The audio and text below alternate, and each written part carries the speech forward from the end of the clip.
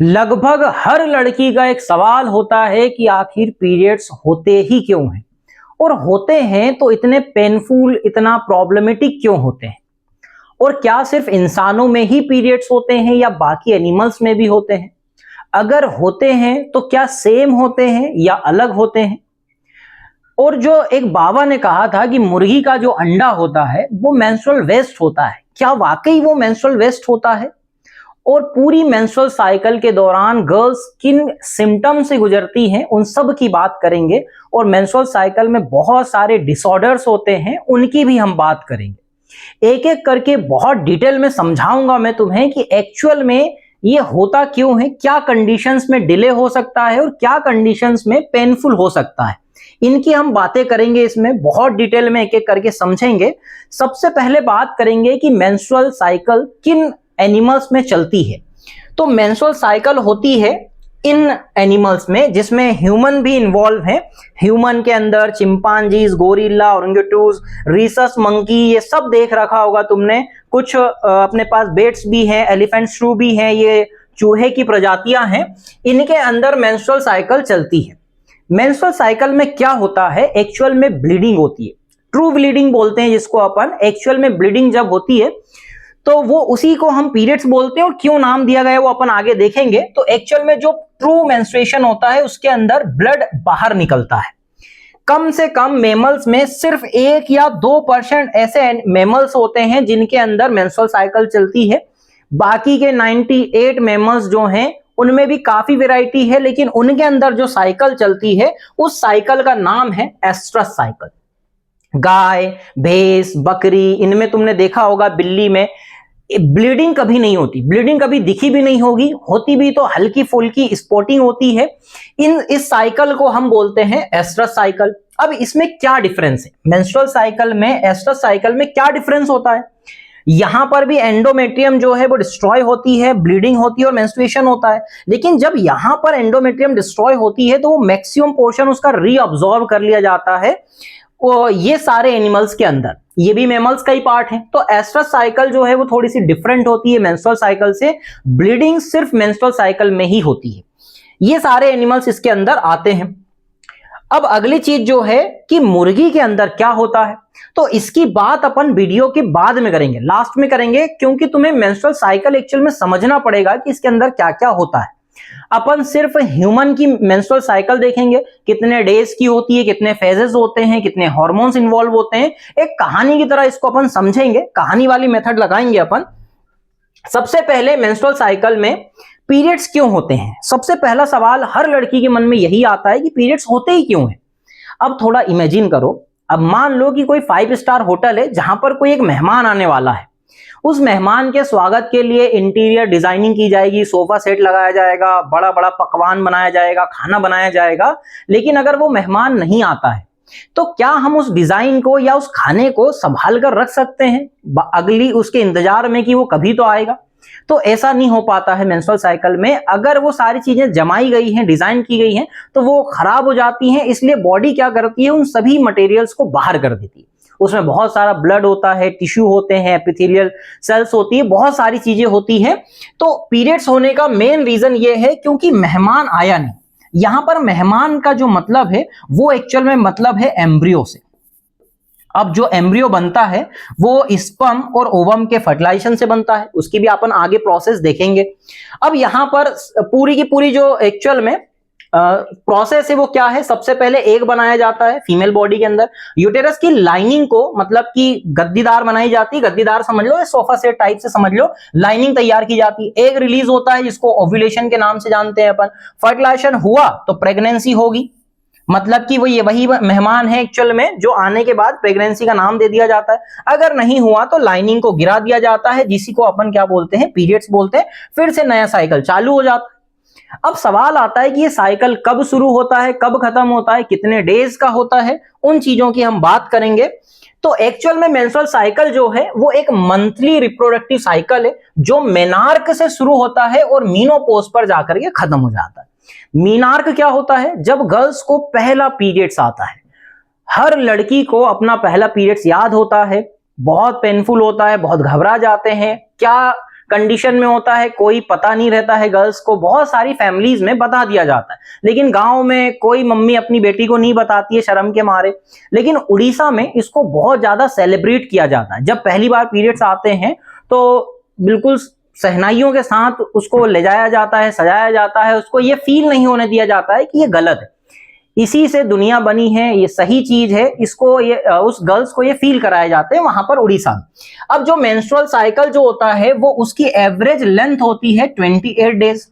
28 days में बार बार repeat होता है। क्या हमेशा 28 डेज होता होगा? जरूरी नहीं। ये जो दिन है ये 21 से लेकर के 35 तक हो सकते हैं। अगर 35 से ज्यादा डिले हो रहा है तो कुछ प्रॉब्लम रही होगी, अंडरलाइन कोज रहा होगा। अगर 21 डेज से कम रह रहा है तो भी कहीं ना कहीं कुछ प्रॉब्लम रही होगी। तो नॉर्मल रेंज ये है, लेकिन अपन आइडियली जो मानते हैं एवरेज लेंथ वो मानते हैं 28 डेज की। डे 1 हम मानते हैं ब्लीडिंग टाइम। जब ब्लीड होता है यूटेरस से तो उस टाइम को हम मानते हैं डे 1। डे 1 से लेकर के स्टार्ट होती है, ऑन एवरेज ये जाती है 28 डेज तक। अब जब पहली बार पुबर्टी के टाइम पर, प्यूबर्टी होती है 12 से 15 साल की एज के टाइम, उस टाइम को हम जब पहली बार पीरियड आते हैं उसको मेनार्क बोलते हैं। फर्स्ट पीरियड होता है जब जो गर्ल्स होती हैं टीनेजर से जाकर के महिला बन जाती हैं, औरत बन जाती हैं, एडल्ट हो जाती हैं, बुजुर्ग हो जाती हैं, तो 45 से 50 ईयर्स के टाइम परमानेंटली स्टॉप हो जाते हैं, उसको अपन मीनोपोज बोलते हैं। ये एंड ऑफ रिप्रोडक्टिव साइकिल है, ये स्टार्टिंग ऑफ रिप्रोडक्टिव साइकिल है। इसके बीच में कई बार 28 डेज पर रिपीट होते रहता है ये साइकिल, इसी को हम मेंस्ट्रुअल साइकिल बोलते हैं। अब आगे क्या है इसमें कि मेंस्ट्रुअल साइकिल में एक्चुअल में हमें फीमेल की बॉडी को समझना पड़ेगा।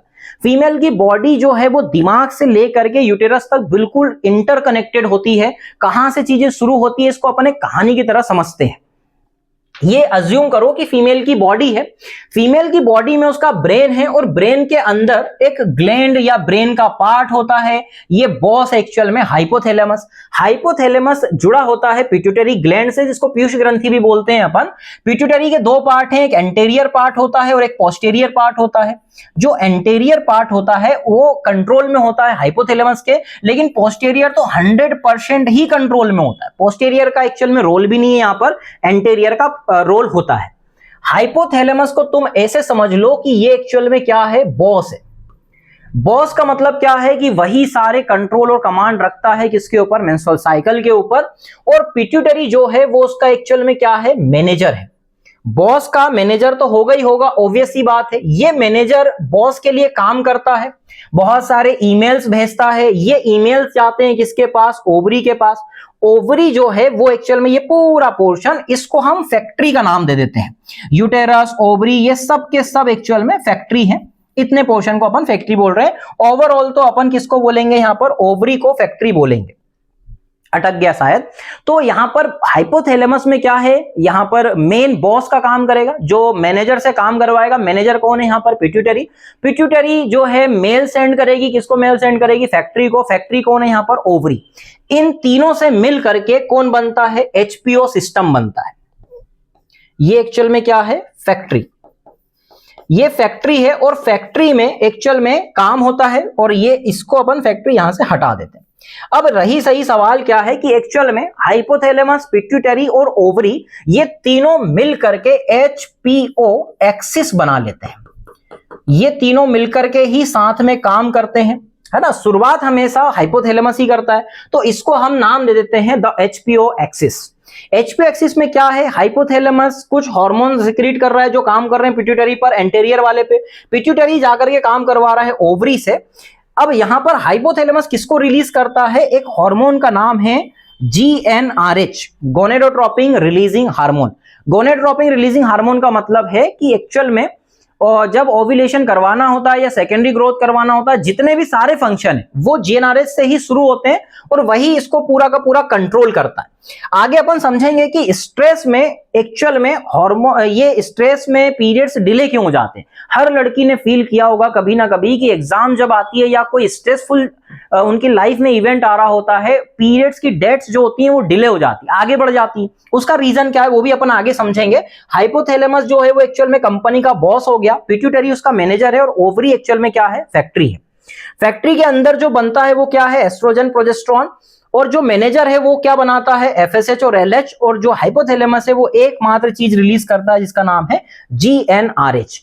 अब यहां पर ये कुल मिलाकर के ये सब के सब ओवरी, पिट्यूटरी और जो हाइपोथैलेमस है वो मिल करके एक्चुअल में एचपीओ सिस्टम बना तो लेते हैं। अब ये बहुत सारे हार्मोन्स रिलीज करते हैं, उन हार्मोन्स की अपन बात करेंगे। लेकिन यहां पर एक चीज और है, ये जो ग्लैंड है एड्रिनल ग्लैंड, इसका भी एड्रिनल कॉर्टेक्स का पार्ट होता है इसके ऊपर लगा हुआ, वहां से भी कुछ हार्मोन सिक्रीट होते हैं, उसका भी अपन आगे नाम पढ़ेंगे, उसका नाम है एक्चुअल में एस्ट्रोजन।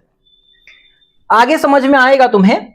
अब यहां पर क्या है, अपने पास अलग अलग टाइप के हार्मोन्स हैं। टोटल कितने हार्मोन्स हैं यहां पर, 7 हार्मोन है। पहला निकलेगा हाइपोथैलेमस से जिसका नाम जीएनआरएच है, दूसरा पिट्यूटरी, दोनों पिट्यूटरी से निकलेंगे एफएसएच और एलएच, इनके फुल फॉर्म की भी बात करेंगे अपन आगे। एस्ट्रोजन, प्रोजेस्टेरोन निकलेंगे, एस्ट्रोजन निकलेगा फॉलिकल से, मेनली ओवरी के अंदर ही होता है, कार्पस लुटियम ये भी ओवरी के अंदर होता है, जो प्रोजेस्टेरोन सिक्रीट होता है। एससीजी, एम्ब्रियो जब बन जाता है तो प्रेगनेंसी हार्मोन बोलते हैं इसको अपन, एससीजी को। इनहिबिन भी एक हार्मोन होता है जो कॉर्पस लुटियम से निकलता है, वो इनहिबिट करने का काम करता है। इन सभी हार्मोन्स के अपन थोड़े से फटाफट एक्चुअल में काम देख लेते हैं कि ये क्या काम करते हैं, एक एक करके क्लियर करते हैं। सबसे पहला हार्मोन क्या है, GnRH, gonadotropin releasing hormone. Gonadotropin releasing hormone कहां से निकलेगा, हाइपोथैलेमस से। हाइपोथैलेमस से निकल के कहां काम करेगा, एंटेरियर पिट्यूटरी पे, यहां पर गया जीएनआरएच। एंटेरियर पिट्यूटरी जो है वो एक्चुअल में किस हार्मोन को सिक्रीट करती है, एफएसएच और एलएच को। फॉलिकल स्टिमुलेटिंग हार्मोन और ल्यूटिनाइजिंग हार्मोन है, आगे इनके नाम आएंगे। अब ये सिर्फ तब ही निकलेंगे जब एस्ट्रोजन प्रोजेस्टेरोन का लेवल जो है वो कम है। अगर अभी याद ना भी हो, सिर्फ देख लो इसको, आगे मैं और एक्सप्लेन करूंगा। एस्ट्रोजन प्रोजेस्टेरोन अगर हाई होते हैं तो ये नेगेटिव फीडबैक देते हैं एफएसएच और एलएच को कि तुम अभी मत निकलो। एस्ट्रोजन प्रोजेस्टेरोन अगर ज्यादा आते हैं तो एलएच और एफएसएच कम हो जाते हैं। अगर मान लो किसी लड़की की लाइफ में कभी जीएनआरएच निकला ही नहीं तो कोई एफएसएच एलएच नहीं आएगा, कोई फॉलिकल डेवलप नहीं होगा, कोई ओव्यूलेशन नहीं होगा और उसको कोई पीरियड्स नहीं आएंगे। तो बहुत सारी गर्ल्स में 12-15 साल की एज से डिले हो जाते हैं, 16 साल 17 साल, इसकी भी अपन बात करेंगे। और किसी की लाइफ में बीच में आकर के भी ये साइकिल रुक जाती, उसकी भी अपन बात आगे ही करेंगे। अगला हार्मोन है एफएसएच। एफएसएच का फुल फॉर्म है फॉलिकल स्टिमुलेटिंग हार्मोन। कहां से निकलता है, अभी बताया एंटेरियर पिट्यूटरी से। किस पे काम करेगा ये, ओवेरियन फॉलिकल पे। ओवेरियन फॉलिकल में ऐसे समझ लो बहुत सारे कच्चे अंडे भरे हुए हैं, उनको पका पका करके ये निकालता रहता है बाहर। एफएसएच अगर ज्यादा निकल रहा है तो मल्टीपल ओव्यूलेशन हो जाता है, जुड़वा बच्चे पैदा होने की संभावना बढ़ जाती है। एफएसएच ओवेरियन फॉलिकल पे काम करेगा। ओवेरियन फॉलिकल के अंदर स्टिमुलेट फॉलिकल ग्रोथ के साथ एस्ट्रोजन का प्रोडक्शन बढ़ेगा। एस्ट्रोजन का प्रोडक्शन अगर बढ़ता है तो ये क्या करता है, जीएनआरएच को ट्रिगर करती है पिट्यूटरी, और एस्ट्रोजन स्टिल लो हो जाता है, यहां पर वापिस से कम हो जाता है। अगर ये कम हो जाता है, मान लो कौन, एफएसएच कम हो गया, तो यहां पर हाई एस्ट्रोजन ही रहेगा और इनहिबिन नेगेटिव फीडबैक इसको देगा। मतलब कुल मिला के ऐसा समझ लो कि जो एफएसएच है एंटेरियर पिट्यूटरी से निकलेगा, ओवेरियन फॉलिकल पे काम करेगा। ओवेरियन फॉलिकल पे जब काम करेगा तो ओवेरियन फॉलिकल से एस्ट्रोजन प्रोडक्शन होगा। एस्ट्रोजन अगर हाई होता है तो वो एफएसएच को रोक देगा। ये मोटा मोटा हिसाब है यहाँ पर। अगर एस्ट्रोजन ऊपर जाता है तो एफएसएच को रोक दिया जाएगा। उसका रीजन ये है क्योंकि अगर एफएसएच ज्यादा ही रहा तो मल्टीपल फॉलिकल जो है वो ओव्यूलेशन में पार्टिसिपेट करके ओवम को रिलीज करने लग जाएंगे। अगर ये नहीं आता है एफएसएच तो फॉलिकल जो है वो डेवलप नहीं हो पाएगी, कोई एग नहीं बनेगा और उस गर्ल्स के अंदर इनफर्टिलिटी की समस्या पैदा हो जाएगी। एफएसएच क्लियर है। अब एलएच की बात कर लेते हैं अपन, ल्यूटिनाइजिंग हार्मोन। ल्यूटिनाइजिंग हार्मोन भी एंटेरियर पिट्यूटरी से निकलता है। ये एक्चुअल में एक ट्रिगर आदमी है, ट्रिगर हो जाता है, बहुत जल्दी ट्रिगर हो जाता है। मतलब इसको अपन नाम भी दे सकते हैं कि एक्चुअल में ये ट्रिगर हार्मोन है, ट्रिगर हार्मोन है ना। और ये जो है एक्चुअल में एफएसएच, ये वर्कर है, काम करता रहेगा बेचारा, हर बार वर्कर होता है।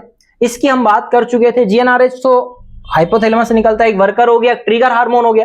ट्रिगर हार्मोन निकलता है एंटेरियर पिट्यूटरी से। ग्राफियन फॉलिकल कार्पस ल्यूटियम पे जाकर के ये काम करेगा, ग्राफियन फॉलिकल को रप्चर करवाएगा, इसको बिल्कुल मतलब रप्चर करवा के ओव्यूलेशन करवाता है। कार्पस लूटियम को मेंटेन करके भी रखता है। ये टारगेट इसके ये है। इसकी भी अपन आगे बात करेंगे। ट्रिगर्ड ओव्यूलेशन होगा और फॉर्म करेगा, कार्पस ल्यूटियम को बनाने का काम है और साथ ही साथ ये एक्चुअल में ओव्यूलेशन को ट्रिगर करता है। 12-13 दिन पर ये एक्चुअल में सर्ज मारता है, 14 डे पर एक्चुअल सर्ज होता है, स्पाइक मारता है। अब ये क्यों होता है? क्योंकि हाई एस्ट्रोजन हो जाता है। हाई एस्ट्रोजन इसको क्या करता है? पॉजिटिव फीडबैक देता है। अगर पॉजिटिव फीडबैक एस्ट्रोजन से आएगा, इसको सब ग्राफ में मैं बहुत अच्छे से एक्सप्लेन करूंगा, हल्का फुल्का याद रख लो। अभी पॉजिटिव फीडबैक होगा, अगर ये कम हो जाता है ना, ये कब कम होता है, मतलब ये बताना चाह रहे हैं कि एलएच कम क्यों हो जाता है? क्योंकि एक्चुअल में प्रोजेस्टेरॉन निकलता है। प्रोजेस्टेरॉन और एस्ट्रोजन मिल करके कंबाइंड रूप से नेगेटिव फीडबैक देखते हैं। एस्ट्रोजन अकेला बढ़ा तो एलएच सर्ज मारेगा, अगर प्रोजेस्टेरॉन और एस्ट्रोजन साथ में काम करेंगे तो एलएच को कम कर देंगे। हल्का फुल्का याद रखना, बार बार मैं बोल रहा हूं, आगे ये सब ग्राफ में अपन रिप्रेजेंट करने वाले। अगर एलएच नहीं आया तो ओव्यूलेशन नहीं हो पाएगा। पीसीओएस सबने सुना होगा, पॉलीसिस्टिक ओवेरियन डिसऑर्डर होता है, डिसीज होती है। उसके अंदर तुमने सुना ही होगा कि ओवरी के अंदर कच्चे अंडे या पानी या थैली बन जाती है, ऐसा डॉक्टर सोनोग्राफी करने के बाद बताता ही है। वो सब होता है किसकी वजह से? एलएच की वजह से। अगर एलएच नहीं आएगा तो ओव्यूलेशन नहीं होगा और एन ओव्यूलेटरी साइकिल बनेगी, जिसकी वजह से भी इनफर्टिलिटी आती है। इसका ट्रीटमेंट भी है। आगे है एस्ट्रोजन। एस्ट्रोजन एक्चुअल में मेनली कहां से निकलेगा? ग्राफियन फॉलिकल से। एस्ट्रोजन जो है वो एक्चुअल में इंटीरियर डिजाइनर है। इंटीरियर डिजाइनर का मतलब है ये घर को सजाने का काम करेगा। इंटीरियर डिजाइनर, ये पूरे के पूरे घर का मतलब यूटेरस। एस्ट्रोजन जो है वो यूटेरस को बिल्कुल प्रिपेयर करेगा, जैसे अपन घर सजाते हैं वैसे सजाने का काम करेगा। और आगे भी इसकी बातें होती रहेंगी। ग्राफियन फॉलिकल से मेनली निकलता है ये, है ना। ग्राफियन फॉलिकल से निकलेगा, कार्पस ल्यूटियम से भी निकलेगा और साथ ही साथ एड्रिनल कॉर्टेक्स से भी निकलेगा, जो कि वो किडनी के ऊपर होती है, अभी बताया था मैंने। अब इसका टारगेट क्या है? ये टारगेट है इसका मेनली क्या? यूटेरस। यूटेरस की एंडोमेट्रियम को ये मोटा करेगा, थोड़ा सा थिक बना देगा ताकि वहां पर इंप्लांटेशन हो सके। और साथ ही साथ किस पे काम करेगा? पिट्यूटरी पे। अभी मैंने बताया कि अगर एस्ट्रोजन अकेला बढ़ा तो एलएच को स्पाइक करवाएगा कि तू बिल्कुल बढ़ जा ऊपर, लेकिन अगर मान लो एस्ट्रोजन के साथ प्रोजेस्टेरॉन दोनों कॉम्बिनेशन में आ गए तो वो एलएच को कम करवा देते हैं। अब ये जो है वो एक्चुअल में क्या है? एंडोमेट्रियम को थिक करता है, ट्रिगर करता है किसको? एलएच को। दो काम है इसके, पहला तो एंडोमेट्रियम को थिक करना, दूसरा काम क्या है एक्चुअल में? एलएच सर्ज करवाना। इसका पॉजिटिव फीडबैक क्या है? हाई एस्ट्रोजन जो है वो एलएच सर्ज करवाता है। ये एक्चुअल में एक्सेप्शन मान सकते हो। एमबीबीएस वाला अगर कोई देख रहा है तो उसके लिए भी है ये अनयूजुअल एक्सेप्शन हो सकता है ये। बाकी एस्ट्रोजन का मैक्सिमम टाइम जो है वो नेगेटिव फीडबैक ही होता है। नेगेटिव फीडबैक क्या है? नॉर्मली इनहिबिट करता है जीएनआरएच और एफएसएच को। क्यों भाई? तुम रुक जाओ अभी, अगर तुम निकलते रहे तो बहुत सारे फॉलिकल डेवलप हो जाएंगे जो कि संभाल नहीं पाएगी बॉडी, जिनमें मल्टीपल चिल्ड्रन होते हैं, जैसे कि डॉग हो गए या बहुत सारे होते हैं, बिल्ली भी हो गई, मल्टीपल चाइल्ड बर्थ होते हैं। उसी वजह से अपन उसमें उसके अंदर देखोगे तो उसमें ओव्यूलेशन बहुत ज्यादा होते हैं। अगर ये नहीं बना तो फिर क्या होगा? एंडोमेट्रियम जो है वो फेल कर जाएगी बिल्ड होने से और इम्प्लांटेशन नहीं होगा। तो कुछ फीमेल्स में एस्ट्रोजन जो है नहीं निकल पाता है, बाकी हार्मोन निकलते हैं, फर्टिलाइजेशन भी होता है। तो डॉक्टर बोलता भी है कि इनकी जो बॉडी है वो एक्चुअल में सुटेबल नहीं है इम्प्लांटेशन के लिए, फिर सेरोगेसी कराई जाती है अगर इम्प्लांटेशन नहीं हो पा रहा, या फिर ये हार्मोन दिया जाता है एस्ट्रोजन। अगला हार्मोन है प्रोजेस्टेरॉन। प्रोजेस्टेरॉन एक्चुअल में क्या है? इसको अपन बोल सकते हैं कि ये एक्चुअल में क्या है? गार्ड है। गार्ड का मतलब क्या है? ये एंडोमेट्रियम को बना करके रखता है, इम्प्लांटेशन को बना करके रखता है, प्रेगनेंसी को बना करके रखता है। प्रेगनेंसी मेंटेनिंग हार्मोन भी बोलते हैं। कार्पस लूटियम से निकलता है, ये कार्पस लूटियम है मेनली। तो प्लेसेंटा से भी निकलेगा जब पूरे टाइम प्रेगनेंसी रहेगी, अदरवाइज तो मेनली कहां से निकलेगा? कार्पस लूटियम से। टारगेट क्या है? एंडोमेट्रियम को बना करके रखना, सिक्रेटरी करना और पिट्यूटरी को नेगेटिव फीडबैक भी देना बार बार कि भाई बाकी हार्मोन अभी रोके रखो। मैनेजर को नेगेटिव फीडबैक देना कि अभी काम चल रहा है, अभी मिलेगा तुम्हें जो भी चाहिए मटेरियल। अपना टारगेट क्या है? मेंटेनेंस, एंडोमेट्रियम को मेंटेन करना, इनहिबिट एफएसएच करना। अगर ये कब बढ़ता है? तो जब कार्पस ल्यूटियम फॉर्म होती है और उसके बाद ओव्यूलेशन होता है तो ये बढ़ता है। और कब कम होता है? जब कार्पस ल्यूटियम खत्म हो जाती है तो ये कम हो जाता है। 26 से 27 पर अगर प्रेगनेंसी नहीं होती है तो ये फॉल डाउन कर जाता है। अगर ये एब्सेंट हुआ तो एंडोमेट्रियम क्या हो जाएगी? सेट्स हो जाएगी और पीरियड्स हो जाएंगे। मतलब पीरियड्स होने का एक रीजन प्रोजेस्टेरॉन की अब्सेंस भी होता है। प्रोजेस्टेरॉन अगर नहीं आएंगे तो फिर पीरियड्स हो जाएंगे, ऑब्वियस सी बात है। तो यहां पर अपने पास 5th नंबर का हार्मोन है। अगला हार्मोन छोटे छोटे हैं। एससीजी जो है वो ह्यूमन कोरियोनिक गोनेडोट्रोपिन है। ये किससे निकलता है? ये ट्रोफोब्लास्ट से निकलता है। जो एम्ब्रियो बन जाता है उसकी लेयर होती है, एम्ब्रियो की लेयर होती है, ट्रोफोब्लास्ट से निकलता है। क्या फंक्शन है इसका? कार्पस ल्यूटियम को बना के रखता है। कार्पस ल्यूटियम का बना रहना जरूरी है ताकि प्रोजेस्टेरॉन जो है वो कंटिन्यू निकलता रहे, प्रेगनेंसी बनी रहे। फिर उसके बाद क्लिनिकल यूज क्या है इसका? तो इसका एक्चुअल में यूरिन से प्रेगनेंसी टेस्ट कर लिया जाता है। तो जो प्रेगनेंसी किट होती है, जो प्रेगनेंसी किट यूज की जाती है, उसके अंदर यही होता है। इंपॉर्टेंट क्यों है? अगर एससीजी नहीं होता है तो कार्पस ल्यूटियम डीजनरेट कर जाएगी और पीरियड्स हो जाएंगे। तो कई बार अबॉर्शन हो जाता है, तो एससीजी लेवल कम होने की वजह से भी अबॉर्ट हो जाता है। इस चीज को भी देखना पड़ता है। एमबीबीएस के अंदर ये कॉन्सेप्ट होता है। एससीजी जो है वो एलएच की तरह ही काम करता है, इस चीज का ध्यान रखेंगे, क्योंकि वो सेम रिसेप्टर यूज करता है। जो भी एलएच के रिसेप्टर थे वही रिसेप्टर यूज करता है। कौन? एससीजी प्लेसेंटा से निकलता है। लास्ट हार्मोन जो है वो कौन सा है अपने पास? इनहिबिन। इनहिबिन का निकलना बहुत जरूरी है। ये एक्चुअल में क्या है? एफएसएच को ब्लॉक करता है। ऐसा मान लो कि ये बाकी जो भी मैकेनिज्म स्टार्ट हो रहा था हाइपोथैलेमस के बाद पिट्यूटरी से, उसको सबको ब्लॉक कर देगा, नेगेटिव फीडबैक देता रहेगा। तो इसका सोर्स क्या है? कार्पस ल्यूटियम से निकलता है। ग्रेनुलोसा सेल्स जो है मेल के अंदर भी निकलता है सर्टोली सेल से। ओवर प्रोडक्शन को रोकने का इसका मेन काम है और कुछ भी काम नहीं। स्पेसिफिकली इनहिबिट करता है एफएसएच को। ये इंश्योर करता है कि एक ही फॉलिकल एक बार में डोमिनेट करे पर साइकिल। अगर एफएसएच का नंबर ज्यादा हुआ तो फिर उसके बाद क्या होता है? यहां पर ऑब्वियस ही बात है, ज्यादा फॉलिकल बनेंगे। तो जो कुछ चैप्टर्स थे एनसीईआरटी में जो हटा दिए गए हैं, जिसके अंदर इंजेक्शन लगा दिया जाता था, एफएसएच का मल्टीपल ओव्यूलेशन होता था, वो ओवम को कलेक्ट कर लिया जाता था डोनर की तरह, कोई को यूज करना हो तो। मुर्गियों में यही होता है, इंजेक्शन लगाया जाता है, मल्टीपल एग्स वो प्रोड्यूस कर देती हैं फटाफट फटाफट, यही सिस्टम चलता रहता है। तो आई होप कि ये सारे हार्मोन्स तुम्हें समझ में तो आ गए होंगे। टोटल कितने हार्मोन्स बताए हैं मैंने? 7 हार्मोन, है ना, 7 हार्मोन बताएं। अब 7 हार्मोन में यहां पर क्या क्या सिस्टम था वो एक्चुअल में देख लेते हैं। जीएनआरएच जो है वो हाइपोथैलेमस से निकलता है। हाइपोथैलेमस क्या है? एक्चुअल में बॉस है, यही सब कुछ कंट्रोल करता है। पिट्यूटरी जो है वो एक्चुअल में क्या है? मैनेजर है। मैनेजर बेचारा मेल करता रहेगा। फिर उसके बाद यहां पर भी पिट्यूटरी है, मैनेजर ही है। एफएसएच जो है वो एक्चुअल में बेचारा सीधा साधा वर्कर है, आराम से काम करने वाला। लेकिन एफएसएच जो है वो साला ट्रिगर आदमी है।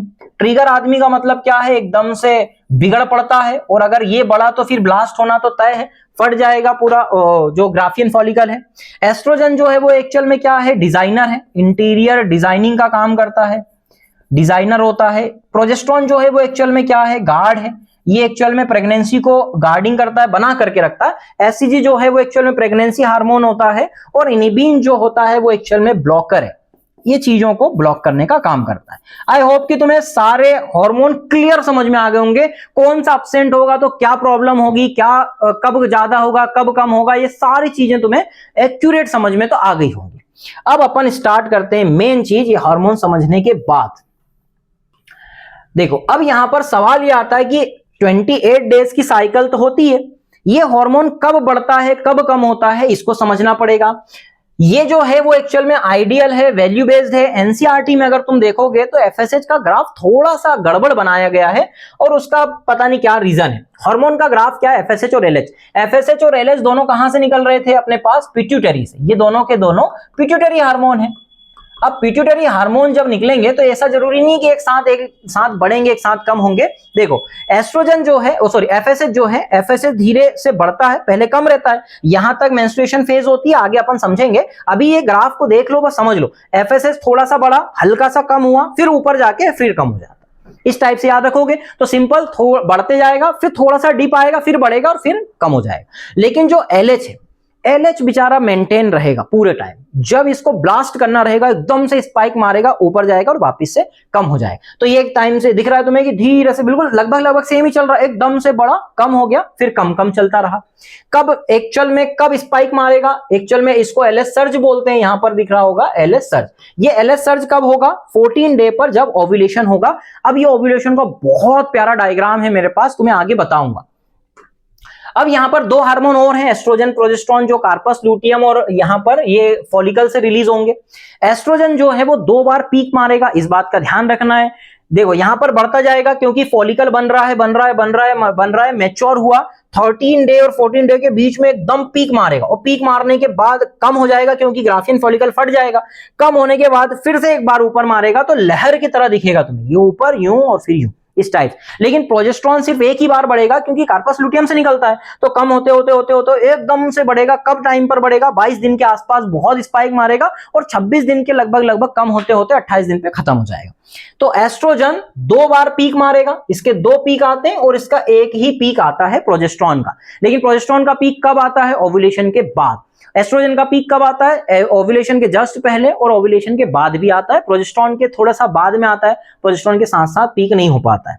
दोनों हार्मोन के ग्राफ तुम्हें समझ में आ गए होंगे। अब ये जो है ये वो फैक्ट्री है जहां पर बेबी मेकिंग फैक्ट्री बोलते हैं इसको, है ना, बच्चा बनेगा। क्या क्या दिख रहा है इसमें तुम्हें? तो ये जो होते हैं इनको अपन क्या बोलते हैं? ओवरी, अंडाशय हिंदी में बोलते हैं, ओवरी है। ये वो ट्यूब है जो ले जाकर के किससे जोड़ देती है? यूटेरस से। ये जो ओवरी होती है ये बादाम टाइप की होती है, बादाम शेप बादाम जैसा होता है इसका। और ये जो है वो यूटेरस है। यूटेरस जो होता है वो दिखने में कैसा होता है? उल्टे नाशपाती के जैसा होता है। बॉम्ब भी बोलते हैं इसको, कहीं कहीं मतलब बुक्स में लिखा हुआ है बॉम्ब है। उल्टा नाशपाती कर दो तो नाशपाती की तरह दिखता है। 2 दिख रही होंगी तुम्हें, राइट ओवरी, लेफ्ट ओवरी। एक फेलोपियन ट्यूब उसको जोड़ देगी यूटेरस से, दूसरी फेलोपियन ट्यूब जोड़ देगी वापस से यूटेरस। इनकी नेमिंग और अपन डिटेल में अभी देखेंगे। ये जो पोर्शन है ये एक्चुअल में क्या है? सर्विक्स है। ये जो इतना पोर्शन दिख रहा है ये सर्विक्स है। ये पूरा वेजाइनल ग्रूव्स वगैरह दिख रहे होंगे, वेजाइना है। इसकी और नेमिंग एनसीईआरटी में अच्छी खासी दी हुई। ये दिख रहा है तुम्हें इतना पोर्शन यूटेरस। इसकी लाइनिंग समझनी पड़ेगी तुम्हें। देखो यहां पर जो लाइनिंग है, ये लाइनिंग क्या है? ये वाला जो पोर्शन दिख रहा है ये इतना पोर्शन, ये एक्चुअल में क्या है? एंडोमेट्रियम। ये बीच की जगह पर क्या होता है? मायोमेट्रियम। और सबसे बाहर जो होता है वो पेरीमेट्रियम है। ये जो लाइनिंग है गड़बड़ है, ये बाहर की तरफ होता है पेरीमेट्रियम। एंडोमेट्रियम जो है वो अंडर लाइनिंग है किसकी? यूटेरस की। मायोमेट्रियम जो है वो नाम से ही समझ में आ रहा है कि एक्चुअल में यहां पर क्या होने वाली है? मसल्स होती हैं, स्मूथ मसल्स होती हैं। जो मसल्स अपने स्टमक में होती हैं वही मसल्स इसमें भी होती है, स्मूथ मसल्स। जब ये कॉन्ट्रैक्ट करती हैं तो बड़ा पेन होता है पीरियड्स के टाइम पे गर्ल्स को। ये जो पोर्शन है सर्विक्स से सर्वाइकल कैनाल, बीच की जो गैप दिख रही है वो सर्वाइकल कैनाल है और वेजाइना है। सर्वाइकल कैनाल और वेजाइना से मिल करके बच्चा बाहर आता है, इसलिए अपन इसको क्या बोल देते हैं? बर्थ कैनाल बोलते हैं। बर्थ कैनाल हो गई। ये जो फिमरी है ये ओव्यूलेशन के टाइम पर ओवरी से क्या करेगी? ओवम को कलेक्ट करेगी। ओवम यहां से ट्रेवल करते हुए इनफंडिबुलम, एम्पुला, इस्थमस से होते हुए यहां पहुंच जाएगा। अगर फर्टिलाइजेशन होती तो वो आगे बात अपन समझेंगे। अभी नाम याद रख लो कि इतने पोर्शन को अपन यूटेरस बोल रहे हैं। 2 ओवरी लगी हुई है, राइट और लेफ्ट एक बार में एक ही काम करेंगी। ये क्लियर होना चाहिए तुम्हें। एक बार में एक ही काम करती है, 1 महीने पे रेस्ट रहती है, एक रेस्ट रहती है और एक काम करती है, फंक्शनल और रेस्टिंग फेज पर रहती है। तो एक ओवरी रहेगी, एक ही टाइम पे एक ही काम करेगी, दोनों काम नहीं करती। इस चीज का ध्यान रखना। इनफंडिबुलम और ये पूरा पोर्शन ला करके यहां जोड़ देगा। इम्प्लांटेशन जो है वो एंडोमेट्रियम पर होने वाला है। मायोमेट्रियम कॉन्ट्रैक्शन करती है। तो ये जो है वो एक्चुअल में तुम्हारा बेसिक सा यूटेरस है जो तुम्हें समझना पड़ेगा कि इसमें क्या क्या नेमिंग वगैरह है, सब क्लियर। चलो आगे देखते हैं अपन यहां पर कितने इवेंट होते हैं और कहां कहां पर ये इवेंट होते हैं, इस बात को समझना पड़ेगा। तो यहां पर देखो दो जगह इवेंट चलेंगे। 2 जगह कहां कहां इवेंट चलेंगे? एक तो तुम्हें ये ओवरी दिख रही होगी, इसके अंदर कुछ इवेंट चलेंगे, है ना। इसको अपन क्या बोलेंगे? इसका नाम रखा जाएगा ओवेरियन इवेंट्स। ओवेरियन इवेंट्स होते हैं इसके अंदर। ओवेरियन इवेंट्स का मतलब है ओवरी के अंदर होने वाले सारी घटनाओं को अपन ओवेरियन इवेंट्स बोल देते हैं। और एक जो चलेगा वो इस पोर्शन पे चलेगा, इतने पोर्शन, इसको अपन बोलते हैं यूटेराइन इवेंट। यूटेरस के अंदर होता है इसलिए अपन इसको यूटेराइन इवेंट्स बोलते हैं।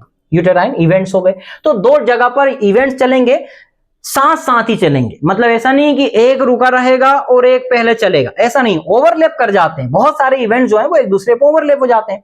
ओवेरियन इवेंट्स का मेन काम क्या है? ओवरी में से ओवम बनाना, साथ ही साथ कार्पस लूटियम बनाना। तो कॉर्पस लूटियम बनाना और इसका काम जो है वो एक्चुअल में साथ साथ ही चल रहा होता है। यूटेराइन इवेंट का मेन काम क्या है? एंडोमेट्रियम को प्रिपेयर करना। अगर मेहमान आया मतलब बच्चा आया तो उसको इम्प्लांट करवाना, ये काम होते हैं एंडोमेट्रियम के ऊपर। ये सब साइकिल चल रही होती है, मेंस्ट्रुअल साइकिल। अब इसको अपन समझते हैं कि करके कि इवेंट कितने हैं। तो ओवेरियन इवेंट कितने होते हैं? 3। यूटेराइन इवेंट कितने होते हैं? 3। दोनों में 3-3 इवेंट होने वाले हैं। इनके नाम को समझते हैं अपन। सबसे पहले ओवेरियन इवेंट मतलब वो जो छोटी सी ओवरी है उसके अंदर क्या चल रहा हो, एक टाइम पर एक ही ओवरी में चलेगा। एक फेज आती है 1 से लेकर के 13 डेज तक, 14 डे के जस्ट पहले तक, उस टाइम को बोलते हैं अपन, कौन सी फेज बोलते हैं, फॉलिकुलर फेज। नंबरिंग डली हुई है। फॉलिकुलर फेज में क्या बनता है, फॉलिकल बनता है, ऐसा समझ लो कि क्या बोले, अंडा बनता है, मान सकते हैं अपन कि फॉलिकल बन रहा है अंडा। अंडा तो हालांकि छोटा सा होता है। फिर एग्जैक्ट 14 डे पर, क्या एग्जैक्ट 14 डेज होता होगा, जरूरी नहीं। ये जरूरी है कि 14 डे पे हो सके, लेकिन ये तब जरूरी है जब 28 डेज की साइकिल होगी। अगर मान लो ये साइकिल, मान लो किसी में 30 दिन की है, 32 दिन की है, 35 दिन की है, तो ओव्यूलेशन का डे कैसा निकाला जाएगा ये भी मैं बताऊंगा अभी, कि ये एग्जैक्ट 14 डे पे हो ये जरूरी नहीं है, लेकिन अपन 28 दिन की साइकिल पढ़ रहे हैं इसलिए ये एक्चुअल में 14 डेज पर बताया गया। ओव्यूलेशन होगा कितने डेज पर, 14 डेज पर, अगर 28 डेज की साइकिल होती है तो। ये 28 डेज की साइकिल के लिए बताया जा रहा है। मेच्योर ओवम, एक्चुअल में ओवम नहीं होता है वो, उसको अपन ओवम बोलते हैं, लेकिन वो एक्चुअल में क्या होता है, सेकेंडरी oocyte होता है ना, सेकेंडरी oocyte होता है, लेकिन अपन उसको बुक के अकॉर्डिंग बोल देते हैं कि वो ओवम है। सेकेंडरी oocyte यहां पर रिलीज हो जाता है। जो बचा कुचा पोर्शन है, ये वाला जो पोर्शन दिख रहा होगा, वो कन्वर्ट हो जाता है कार्पस ल्यूटियम में, वो आगे जाकर के रिग्रेस कर जाती है अगर फर्टिलाइजेशन नहीं हुआ। अगर फर्टिलाइजेशन होता है, मेहमान आ जाता है, तो जो 5 स्टार होटल को सजाया था वो उसका घर बन जाता है। ये हुआ ओवरी के अंदर, है ना, ओवरी के अंदर मतलब यहां पर ये सारे पोर्शन जो चल रहे हैं ऊपर वाले, ये यहां पर चल रहे हैं। ये वाले पोर्शन पर क्या चल रहा है, ये वाले पोर्शन पे चल रही है दूसरी चीजें। 5 दिन बोलते हैं, कोई 7 दिन तक भी होता है, 5 to 7 डेज तक मेंस्ट्रुएशन फेज होता है। तब यहां पर क्या होती है, shedding of functional layer, menses बोलते हैं इसको। कोई महीना आ गया बोलता है, मंथ आ गया, पेट दर्द हो रहा है, लड़कियां ये भी बोलती हैं, डायरेक्ट बोल नहीं पाती हैं कि मेंस्ट्रुअल साइकिल चल रहा है अभी, ये मेंस्ट्रुअल फेज होता है। इस टाइम पर क्या होता है कि यहां पर जो एंडोमेट्रियम होती है, एंडोमेट्रियम का टिश्यू, या अपन ऐसा बोल सकते हैं ब्लड, फिर उसके बाद क्या होगा, टिश्यू है, म्यूकस है, एपिथेलियल सेल्स हैं, ये सब जो है वो एक्चुअल में शेडिंग होती है और बाहर निकल जाती हैं सारी चीजें। तो ये सब बाहर निकल जाएगा शेडिंग होने के बाद। ये मेंस्ट्रुअल फेज है, 5-7 दिन का चलता है। पहले 2-3 दिन बहुत पेनफुल होते हैं, फिर उसके बाद आती है प्रोलिफरेटिव फेज। यहां पर रीग्रोथ होती है। ये गर्ल्स को बहुत अच्छा फील होता है इस टाइम पर, जो रीग्रोथ फेज होती है। आगे सिम्टम बताऊंगा मैं, हालांकि रीग्रोथ और थिकनिंग होती है, एंडोमेट्रियम की बढ़ती जाती है, थिकनिंग हो जाती है, या उसको सजा दिया जाता है, इंटीरियर डिजाइनिंग की जाती है। क्यों की जाती है, कि जो मेहमान है आकर के वो इस पे बैठे। फिर उसके बाद तीसरी जो फेज होती है वो 15 से लेकर के 28 दिन तक की होती है, सिक्रेटरी फेज होती है। सिक्रीशंस होते हैं उस टाइम पर, ये ग्लैंड की तरह काम करने लग जाती है, सिक्रीशन बाय ग्लैंड्स, और थिकनिंग बढ़ती जाती है। तो 3 फेज जो है वो ओवेरियन इवेंट, और 3 फेज जो है वो यूटेरियन इवेंट पे होते हैं। ओवेरियन इवेंट में फॉलिकल बनेगा, फॉलिकल बनने के बाद ओव्यूलेशन होगा, बच्चा कुचा ल्यूटियल फेज में कार्पस ल्यूटियम में कन्वर्ट हो जाएगा। पहले 13 दिन फॉलिकुलर फेज, बाद के टाइम जो है वो 14 दिन के बाद वाले टाइम में ल्यूटियल फेज बनेगी, और ये बनेगी अपने पास 14 डे पर ओव्यूलेशन हो जाएगा। बहुत इंपॉर्टेंट बात क्या है कि ये जो कार्पस ल्यूटियम की ल्यूटियल फेज होती है, ये हमेशा, है ना, ये हमेशा होगी कितने दिन की, 14 दिन की, हमेशा 14 डेज की ही होगी। इस बात का ध्यान रखना है, क्योंकि इसी से निकाला जाता है ओव्यूलेशन डे।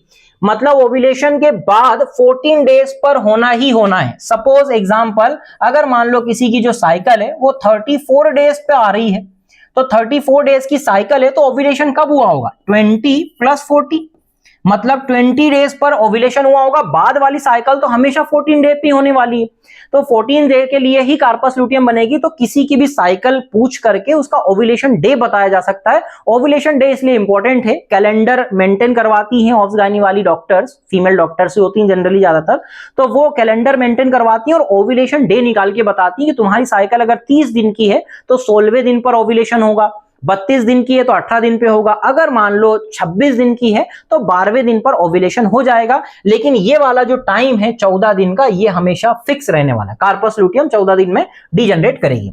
यूटेराइन इवेंट में मेंस्ट्रुअल साइकिल जो है वो मेंस्ट्रुअल फेज कम ज्यादा दिन की हो सकती है, 5-7 दिन की, 4 दिन की। प्रोलिफरेटिव फेज भी बताई दी है। ये इवेंट्स चलते रहेंगे पूरी 28 डेज की साइकिल पर। एक एक करके इसको बहुत डिटेल में देखते हैं अपन। सबसे पहले सबसे पेनफुल, सबसे बुरा टाइम जो होता है वो मेंस्ट्रुअल साइकिल वाला टाइम होता है।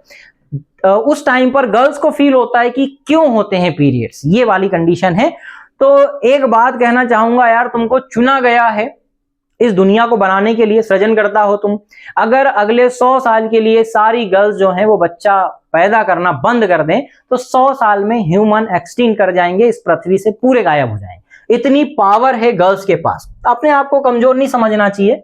मेंस्ट्रुअल फेज जो होती है, ये मेंस्ट्रुएशन होती है, शेडिंग ऑफ एंडोमेट्रियम, ये चलती है कहां से कहां तक, 1 से 5 या फिर 7 दिन तक, 1 से 5-7 दिन तक चलती है। ये इतना पोर्शन जो तुम्हें व्हाइट व्हाइट दिख रहा है, ये वाला पोर्शन दिख रहा होगा, ये व्हाइट व्हाइट पोर्शन में क्या होता है एक्चुअल में, इसके साथ ये जो पूरा मटेरियल निकल रहा है इसके अंदर क्या क्या होगा, ब्लड होगा। अब नॉर्मल ब्लीडिंग कितनी हो सकती है, तो ये नॉर्मल ब्लीडिंग हो सकती है 30 से लगा करके 80 ml तक। लेकिन जिसको पीरियड्स होते हैं वो एक्सेप्ट नहीं करता है कि 30 से 80 ml ही हुआ है, उनको लगता है कि 150 ml 200 ml 1 पाव ब्लड निकल गया होगा लगभग। वो रीजन उसका ये है क्योंकि इस ब्लड के साथ बहुत सारा म्यूकस भी तो होता है, म्यूकस निकल जाएगा, एपिथेलियल सेल्स भी होंगी, तो बहुत सारी एक्स्ट्रा चीजें भी निकलती हैं, इसलिए ऐसा फील होता है कि बहुत ज्यादा ब्लड हो रहा है।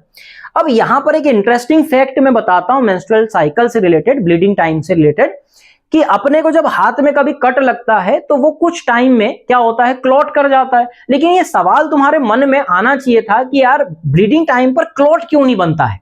क्लॉट इसलिए नहीं बनता है क्योंकि इस ब्लड के साथ यहां पर एक और एंजाइम निकलता है, उस एंजाइम का नाम है फाइब्रोलाइसिन। ये जो फाइब्रोलाइसिन एंजाइम होता है ये क्या करता है, इस ब्लड को जमने नहीं देता है। अगर ये जम गया तो ब्लॉकेज हो जाएगा, प्रॉब्लम हो जाएगी और क्लॉट बन जाएगा। तो ये फाइब्रोलाइसिन जो है इस ब्लड को लगातार क्या होता है, तोड़ते रहता है, तोड़ते रहता है, तोड़ते रहता है। लेकिन जब हैवी ब्लीडिंग होती है, बहुत ज्यादा ब्लीडिंग होती है, तो फाइब्रोलाइसिन जो है ना वो उतना कंट्रोल नहीं कर पाता है ब्लड के ऊपर, उसको ब्रेक नहीं कर पाता है, तो उस टाइम पर क्लॉट्स जाते हैं और नॉर्मल कॉइन शेप के क्लॉट्स तो नॉर्मल माने जाते हैं। तो एंडोमेट्रियम जो है वो एक्चुअल में फंक्शन लेयर है, मायोमेट्रियम बता ही दिया मैंने, यूटेराइन मसल्स होती हैं, बाकी चीजें बता दिया है। तो ये मेंस्ट्रुएशन फेज से रिलेटेड सारी चीजें हैं, ये कुछ चीजें बनी हुई हैं, ग्राफिक्स डाला है तुम्हारे लिए मैंने। अब अगली चीज आती है फॉलिकुलर फेज, और फॉलिकुलर फेज जो होती है वो किसके साथ एक्चुअल में साइमल्टेनियसली चलती रहती है, एंडोमेट्रियम की थिकनिंग, जिसको अपन क्या बोलते हैं, प्रोलिफरेटिव फेज। प्रोलिफरेटिव फेज के साथ ये क्या होती है, साइमल्टेनियसली चलती रहती है, लगातार उसके साथ कंबाइन होती रहती है। इस पोर्शन में, ये वाला जो पोर्शन है, वहां पर फॉलिकुलर डेवलपमेंट हो रहा है।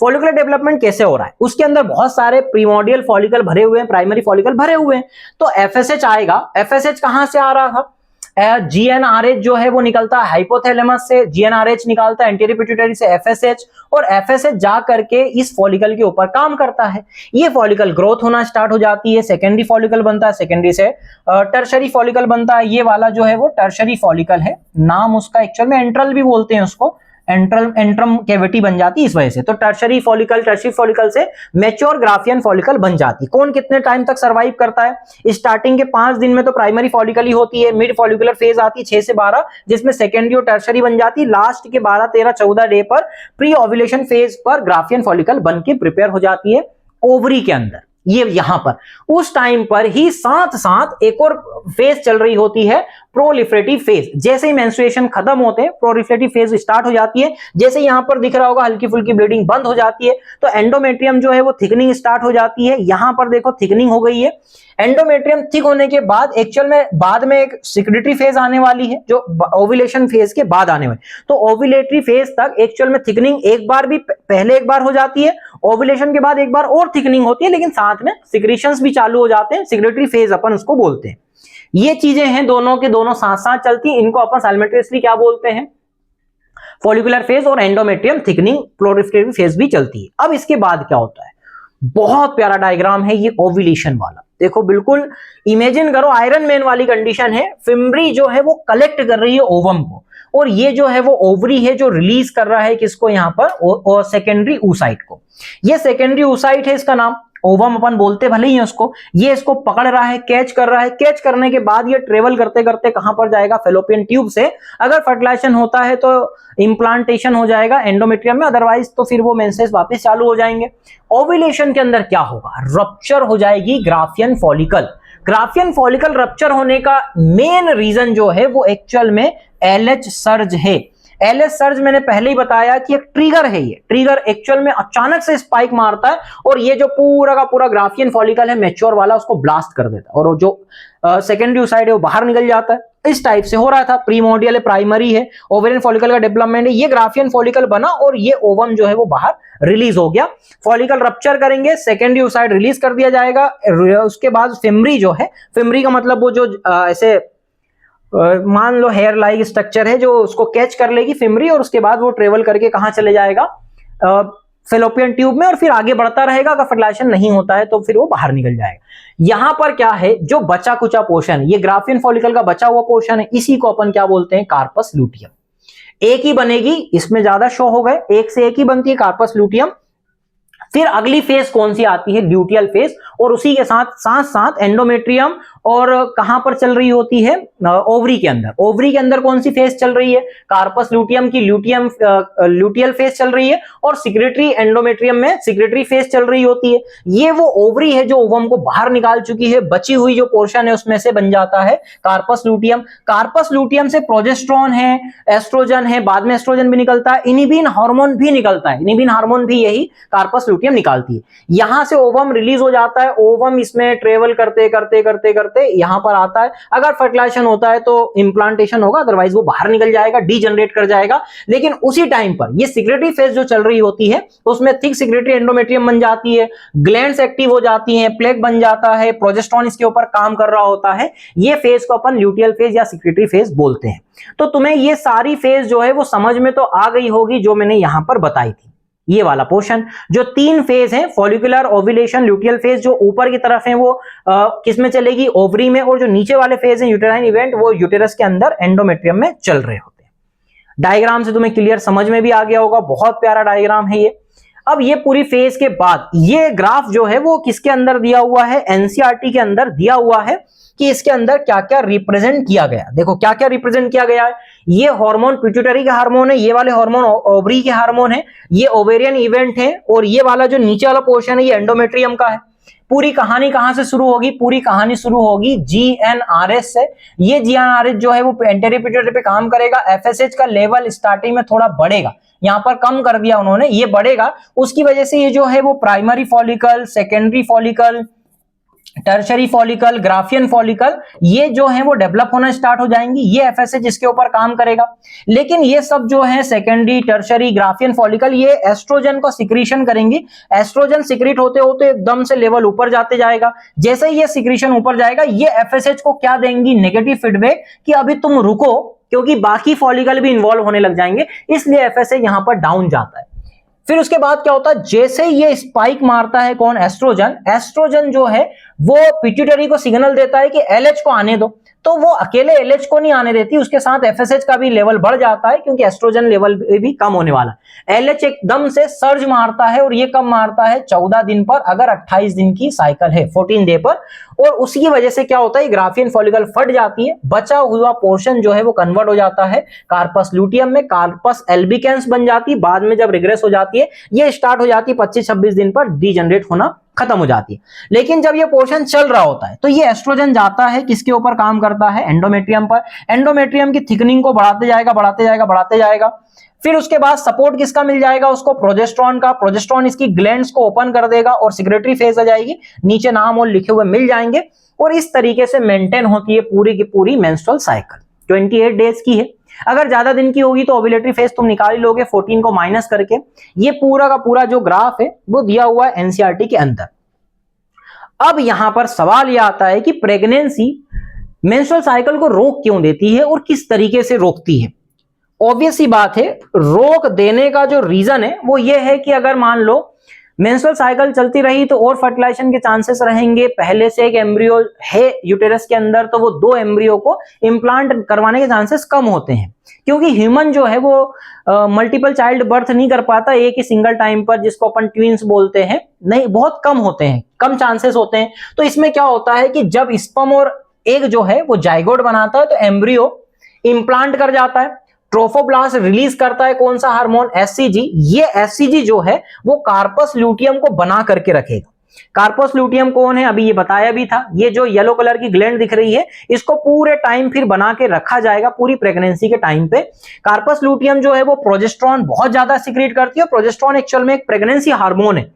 एफएसएच और एलएच को क्या करता है, ये सप्रेस करता है। और मैंने पहले ही बताया एफएसएच एसएच एलएच नहीं आए तो कोई नई साइकिल स्टार्ट नहीं होगी। और जो पीरियड्स को रोक के रखता है 9 महीने तक, 9 + 6 महीने और जोड़ लो, इसको अपन फीडिंग पीरियड भी बोलते हैं। तब बहुत ज्यादा एक्सेसिव फीड करवाया जाता है तो बच्चे को, तो उस टाइम पे 6 महीने तक वापिस से भी ये पीरियड्स नहीं आते हैं। तो टोटल एक्चुअल में देखा जाए तो 15 महीने का आइडियल टाइम है। एक्चुअल में जरूरी नहीं है कि ये इतने टाइम तक ही रुकी रहे, बस ये चीजें हैं। अब प्रेगनेंसी टेस्ट जो है वो डिटेक्ट करने के लिए अपन एससीजी ही तो यूज करते हैं। तो इस तरीके से प्रेगनेंसी जो है वो पीरियड्स को रोक देती है। अब आगे जो है एक्चुअल में कौन सा टाइम है जब यहां पर फर्टिलिटी सबसे ज्यादा होगी फीमेल में, तो ये पूरी साइकिल थी अपने पास 28 डेज की। इसमें जो पहले से 5वें दिन का टाइम है, मेंस्ट्रुएशन पीरियड होता है, उसमें फर्टिलिटी के 0 चांस है। इस टाइम पे फर्टिलिटी हो ही नहीं सकती। इसको अपन प्री फर्टाइल पीरियड बोलते हैं या फेज बोलते हैं। इसमें लो चांस होते हैं, मतलब यहां पर ओव्यूलेशन हो सकता है, अपने को नहीं पता है कि ओव्यूलेशन होगा कि नहीं। आइडियली अपन देखें तो एक्चुअल में हाईएस्ट चांसेस ऑफ प्रेगनेंसी के कब होते हैं, 11 से लेकर के 17 दिन। अब 11 से 17 दिन ही क्यों माना जाता है, क्योंकि जो स्पर्म होता है उसकी जो लाइफ होती है वो मानी जाती है 3 से लेकर के 5 दिन। आइडियली तो ये 3 डेज की ही रहती है, 72 आवर्स तक ही वो सरवाइव कर जाता है, आवर तक 72 आवर्स तक 3 दिन का टाइम होता है स्पर्म को सरवाइव करने के लिए। और जो ओवम होता है, ओवम बोलो सेकेंडरी oocyte बोलो, वो एक्चुअल में 24 से लेकर के 48 घंटे तक सरवाइव कर सकता है। अब अपन आइडियली मान रहे हैं कि एक्चुअल में 14 डेज पर जो है वो ओव्यूलेशन होगा। तो अगर मान लो इंटरकोर्स जो है वो 11 दिन पे रहा तो वो 12-13 दिन तक भी जिंदा रह सकता है, या 12 दिन पर हुआ तब भी वो 14 दिन तक पहुंच सकता है। क्योंकि ओव्यूलेशन ऐसा माना जाता है कि 13, 14, 15 ये डेज पर ओव्यूलेशन होता है। आइडियल 14 दिन है, लेकिन 13 से 15 दिन के बीच में अगर इंटरकोर्स 11 पे हुआ तो स्पर्म सर्वाइव कर जाएंगे 13 तक, तो फर्टिलाइजेशन होने के चांसेस हैं। अगर 15 दिन पे ओव्यूलेशन होता है तो वो 2 दिन और जोड़ लिया जाता है, क्योंकि ओवम जो है वो 24 से 48 घंटे तक जीवित रह सकता है। तो ये जो पूरे दिन होते हैं 10 से 17 मान लिया जाता है। 10 से 17 दिन तक जो होते हैं उस टाइम पीरियड को अपन मानते हैं कौन सा time, fertile period. Fertile window भी बोलते हैं। हाई चांसेस होते हैं 18 से 28 में पोस्ट ओव्यूलेशन फेज हो जाता है, लो चांसेस हो जाते हैं। बाकी चीजें जानने के लिए इतना इंटरेस्टिंग है भी नहीं है। अगली चीज क्या है इसके अंदर कि अगर मान लो फर्टिलाइजेशन हो गया तो आगे की प्रोसेस क्या होगी। आगे की प्रोसेस क्या है यहाँ पर, तो ओवम जो है वो एक्चुअल में ओव्यूलेशन के बाद बाहर निकल जाता है। ओवम जो है वो ट्रेवल करते करते यहां पर पहुंचता है जिसका नाम है एम्पुला।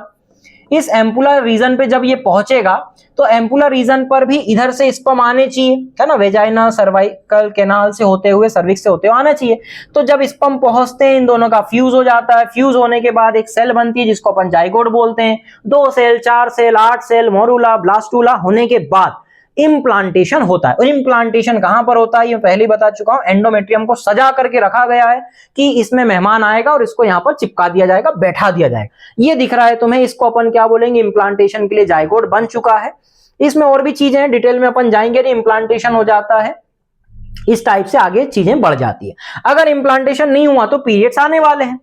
अब यहां पर अगला क्या है, एक एग की जर्नी क्या होती है। एक एग की जर्नी क्या होती है, कहां से शुरू होता है, कहां पर जाके खत्म हो सकता है। तो ये स्टार्ट होता है प्राइमरी फॉलिकल के अंदर। ये दिख रहा होगा तुम्हें, primary follicle, secondary follicle, Graafian follicle. Ovulation होने के बाद ओवम बाहर निकल जाएगा। ओवम ट्रेवल करते करते करते करते अंदर पहुंचेगा फेलोपियन ट्यूब के, यूटेरस तक जाएगा। अगर फर्टिलाइजेशन हो जाता है तो जो ओवम है, एग है, वो कन्वर्ट हो जाएगा किसके अंदर, एम्ब्रियो के अंदर, और हम बने ही हैं उसी से। अगर नहीं हो पाता है तो फिर वो डीजनरेट कर जाता है और 28 दिन के बाद फिर वो ओवरऑल 1 दिन से माने तो खत्म हो जाता है।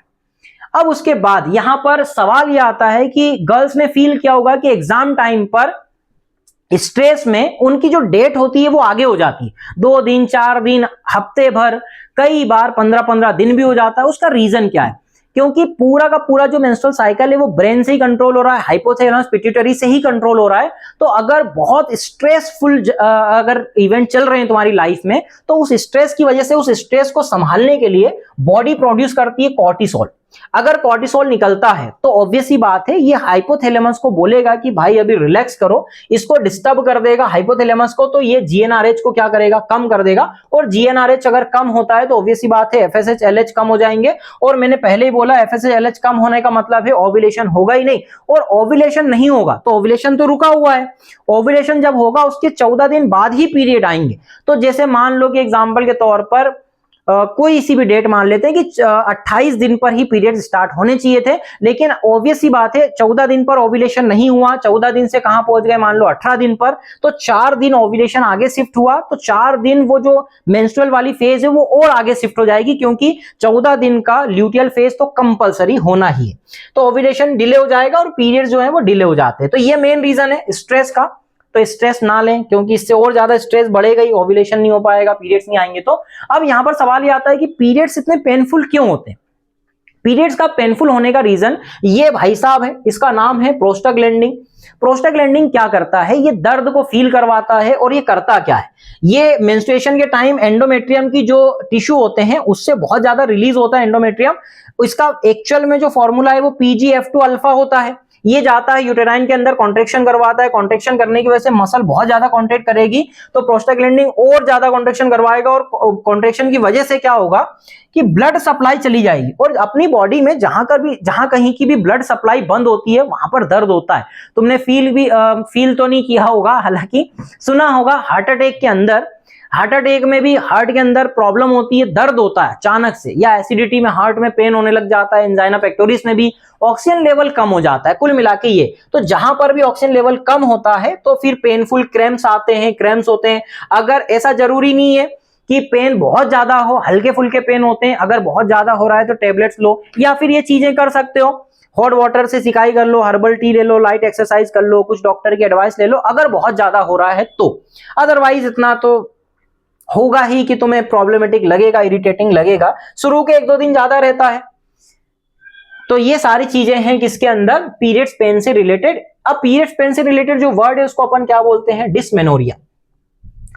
अब अगली चीज क्या है यहां पर कि हर एक फेज में गर्ल्स एक्चुअल में है ही, मूड स्विंग्स बहुत ज्यादा होते हैं, है ना, मन बदलते रहता है, बार बार चिड़चिड़ा मन फील होते रहता है, या किसी भी चीज को लेकर के कभी अच्छा फील भी हो जाता है, कभी चिड़चिड़ा भी होता है। तो हर एक फेज में गर्ल्स के अंदर बहुत सारे सिम्टम्स होते हैं। वो क्यों होते हैं, सबसे पहले मेंस्ट्रुअल फेज होता है, 5 दिन स्टार्टिंग के एस्ट्रोजन प्रोजेस्टेरोन बहुत लेवल कम हो चुका होता है, तो उस टाइम पर बहुत चिड़चिड़ा मन करता है, मेंस्ट्रुअल ब्लीडिंग भी हो रही है, एब्डोमिनल क्रैम्प भी आते हैं, पीछे लोअर बैक पेन भी होता है, fatigue, headache, bloating, mood changes, सबसे बड़ा प्रॉब्लम मूड चेंजेस होते रहते हैं, कभी अच्छा कभी रोना, कभी बुरा फील होते रहता है, मैक्सिमम टाइम बुरा ही फील होता है।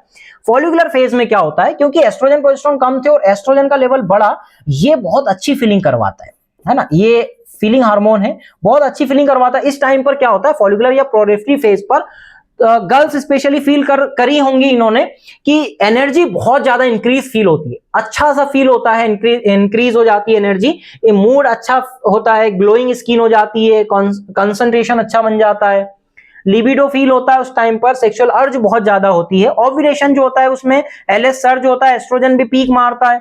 ये एक वर्ड है मिट्टल स्मर्च करके एक वर्ड है, जिसमें जिस साइड के ओवरी से अगर ओवम निकल रहा है उस साइड हल्का सा पेन फील हो सकता है, स्ट्रेची वाटरी सर्वाइकल म्यूकस होता है, स्लाइटली स्पॉटिंग भी हो सकती है।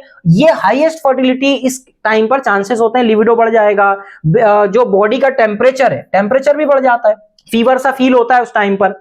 ल्यूटियल या सिक्रेटरी फेज की बात करें तो प्रोजेस्टेरोन ज्यादा होता है, प्रोजेस्टेरोन ज्यादा होने से खाने पीने में डाइजेशन प्रॉब्लम होने लग जाती है, सिक्रेटरी फेज बहुत बढ़ जाती है ना, तो ब्लोटिंग वगैरह फील होती है, थकान सी महसूस होती है, क्रेविंग होती है, खाने की क्रेविंग होने लग जाती है, एपेटाइट बढ़ जाता है, मूड स्विंग्स होते हैं, एंजाइटी, सबसे बड़ा जो है वो पीएमएस प्री मेंस्ट्रुअल सिंड्रोम होता है। ये मेंस्ट्रुएशन चालू होने से जस्ट पहले चिड़चिड़ापन या बहुत सारी चीजें भी होती है, एंजाइटी वगैरह होने लग जाती है। तो ये 4 अलग अलग फेज में। अब इससे रिलेटेड कुछ डिसऑर्डर है, हल्के फुल्के सुने हो तो ठीक है, ना सुना हो तो मैं बता देता हूं। डिस्मेनोरिया क्या होता है, पेनफुल मेंस्ट्रुएशन होता है, क्रैम्प या पेल्विक पेन होता है, प्राइमरी सेकेंडरी 2 हो सकते हैं। प्राइमरी का मतलब है कि क्रैम्प की वजह से ही पेन हो रहा है, सेकेंडरी का मतलब किसी और वजह से यहां पर पेन फील हो रहा है, रिफर्ड पेन भी होता है इसमें। एमेनोरिया का मतलब क्या हो गया, मेंस्ट्रुएशन हो ही नहीं रहा है, पीरियड्स नहीं आ रहे हैं, ये भी प्राइमरी सेकेंडरी होता है। प्राइमरी का मतलब कि पहली बार ही नहीं आए, मतलब जो मेनार्क है वो शुरू ही नहीं हुआ है। और अगर अपन सेकेंडरी एमेनोरिया की बात करेंगे तो इसका मतलब पीरियड्स स्टार्ट तो हुए थे, बाद में फिर बंद हो गए किसी रीजन की वजह से। ओलिगोमेनोरिया का मतलब क्या है, इनफ्रीक्वेंट मेंस्ट्रुएशन हो रहा है, कोई साइकिल फिक्स नहीं हो पा रही, कम ज्यादा होते जा रहे हैं। मेनोरेजिया का मतलब क्या होता है, हैवी मेंस्ट्रुअल ब्लीडिंग होती है, हैवी फ्लो होता है, इसके अंदर क्लोट्स भी जा सकते हैं। अलग अलग सबके कोज हैं।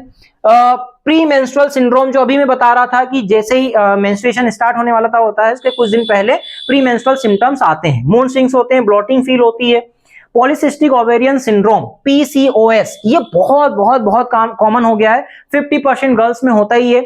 और इसमें बहुत सारी प्रॉब्लम हो जाती है, ओव्यूलेशन नहीं हो पाता है, वो जो ग्राफियन फॉलिकल बना है वो कच्चे अंडे के तौर पर बना रह जाता है, फिर उसके ट्रीटमेंट लेना पड़ जाता है, हेयर आने लग जाते हैं फेस पर, बहुत जगह पे हेयर आ जाते हैं, बहुत सारी चीजें हैं, गठाने बन जाती है ओवरी के अंदर, ये बहुत ही कॉमन हो गया। हालांकि इसका जो नाम है, अभी इसको इंटरनेशनल लेवल पर मैंने न्यूज पढ़ा था, पीसीओएस को बदल करके पीएमओएस कर दिया गया। पीएमओएस का मतलब क्या है, मेटाबॉलिक ओवेरियन सिंड्रोम है, सिस्टिक हटा दिया गया, पॉली एंडोक्राइन मेटाबॉलिक और ओवेरियन सिंड्रोम है, आगे का नाम वही है। इसको एक्चुअल में बस सिस्टिक को हटा दिया गया। सिस्टिक को हटाने का रीजन ये है क्योंकि ये मेटाबॉलिक डिसऑर्डर है जो एंडोक्राइन से रिलेटेड होता है, सब हार्मोन की वजह से हो रहा है ना। अगर सिस्टिक बोला जाता है तो मन में यही आता है कि गठान बन गई है, लेकिन उसका अंडरलाइन कॉज जो है वो मेटाबॉलिक डिसऑर्डर है, एंडोक्राइन से रिलेटेड।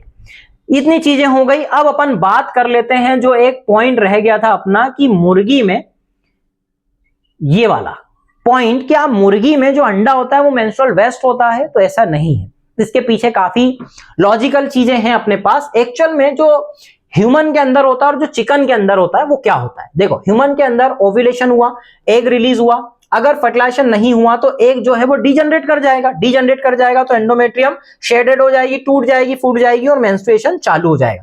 लेकिन जो मुर्गी होती है उसके अंदर ऐसा नहीं होता है, ओव्यूलेशन हुआ, एग रिलीज हुआ, लेकिन इसका जो एग रिलीज होता है उसके अंदर एल्ब्यूमिन, यॉक सब बनाया ही जाता है। अगर यहां पर फर्टिलाइजेशन होता है तो भी ठीक, ना हो तो भी ठीक। एग रिलीज होता है, फर्टिलाइजेशन नहीं हुआ तो एग का सेल बन जाएगा, इसमें ये ब्लीडिंग नहीं होगी, इसमें एग जो है वो ले कर देगी, वो एग लाइन करने के बाद इस टाइप से अंडे दे देगी, लेकिन वो अंडों पे बैठेगी नहीं क्योंकि उसको पता है कि फर्टिलाइजेशन तो हुआ ही नहीं, इससे बच्चे तो निकलेंगे ही नहीं। तो कई बार तुमने गांव में होंगे, तुम तो सुना भी होगा कि यार मुर्गी अंडों पे बैठी नहीं रही है, उसका मेन रीजन ये है क्योंकि फर्टिलाइजेशन नहीं हुआ है, और फर्टिलाइजेशन नहीं हुआ है तो ये जो अंडे हैं ये अनफर्टाइल एग होंगे जिनमें से कभी भी बच्चे नहीं निकल पाएंगे।